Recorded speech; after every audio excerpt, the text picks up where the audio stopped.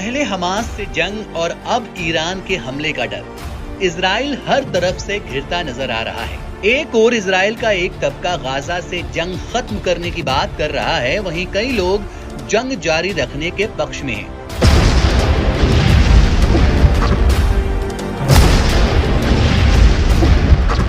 अब इजराइल के प्रधानमंत्री बेंजामिन नेतन्याहू गाजा में जारी जंग के बीच घर में ही फंसते हुए दिख रहे हैं। नेतन्याहू को अपने ही सीनियर मंत्रियों के विरोध का सामना करना पड़ रहा है।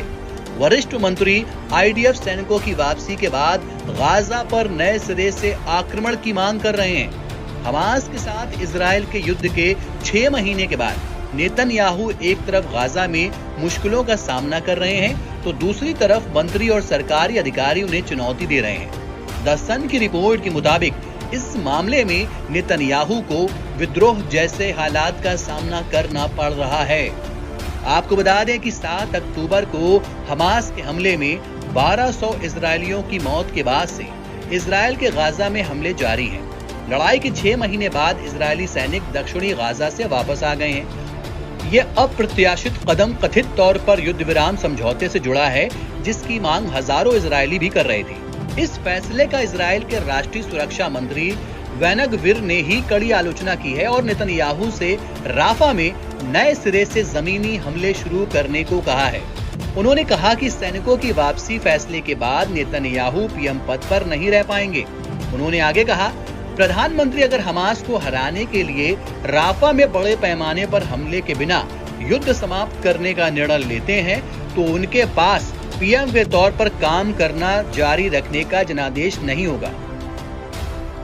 इजराइल के वित्त मंत्री बेजलेल स्मोट्रिच ने कहा है कि इस फैसले से इजराइल की जीत की संभावना पर असर पड़ेगा।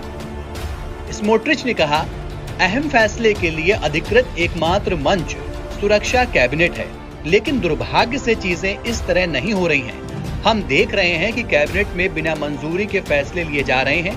अंतर्राष्ट्रीय दबाव में युद्ध की गति कम करके हमारे हितों का नुकसान किया जा रहा है।